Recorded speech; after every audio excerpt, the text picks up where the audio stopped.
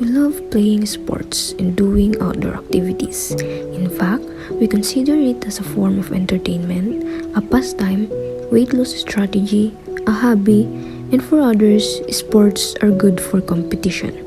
But attached to the happiness that we gain in doing so is the risk of getting injured. The possibility of injury is always present. We cannot avoid it. It happens unexpectedly and sometimes in the wrong place and time. That's why everyone should learn and keep in mind the RISE method, a common first aid treatment regimen for sports injuries. In that way, we know how to treat ourselves when injury comes.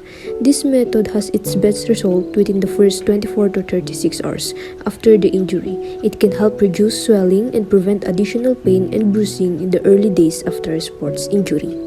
R stands for rest. This is a very important step as an injured muscle is weak and vulnerable to further injury.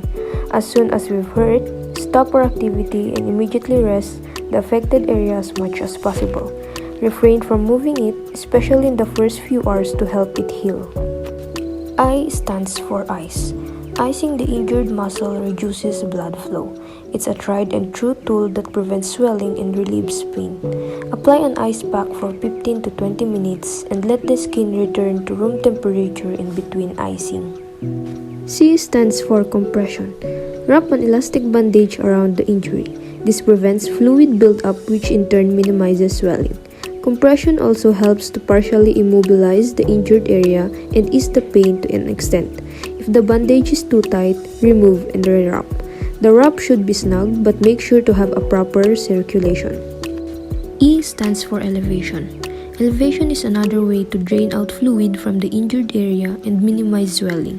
Elevate the injured area on the shoulder or above the heart, or keep it as the same level of the heart if we can raise it higher. With these steps, a sprain, strain, or other minor injury can be easily treated and get us back in the game as soon as possible.